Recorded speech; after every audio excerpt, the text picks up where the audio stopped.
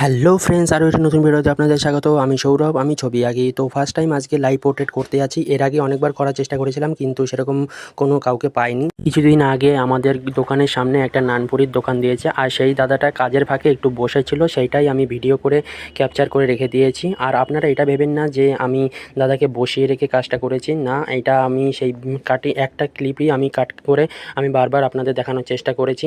তো অবশেষে আমি এটাকে অনেক লুকিয়ে চেষ্টা করেছি করার, কেননা ফার্স্ট টাইম করছি, যদি না হয়ে থাকে তাহলে বেইজ্জতি হয়ে যাবে। তো সেইভাবেই আমি তাড়াতাড়ি করার চেষ্টা করেছি। আর এখানে জাস্ট দুটো পেন্সিল ইউজ করে আমি করার চেষ্টা করেছি। অন্য যে পোর্ট্রেটগুলো দেখেন সেটার থেকে এটা একটু ডিফারেন্ট লাগবে। আর ফার্স্ট টাইম করছি, জানি না কতটা কি ভালো হচ্ছে। তো আপনারা অবশ্যই কমেন্টে জানাতে পারেন তো আপনাদের ভিডিওটা কেমন লাগলো। আর অবশেষে আমি সাইনটা করে পোর্ট্রেটটা এখানেই শেষ করলাম। আর এটা যখন আমি দাদাকে দিতে গেছিলাম, তখন দোকানে দাদা কাজ করছিল, অনেক লোকই ছিল। তো লিটারেলি আমার হাত পা কাঁপছিল। তো এটাকে দাদাকে দেওয়াতে দাদা খুবই খুশি হয়েছিল। অবশেষে আমাকে খাতাটা ফেরত দিয়েছিল। আমি বলছি, তুমি যদি রাখতে চাও তাহলে অবশ্যই কেটে নিতে পারো।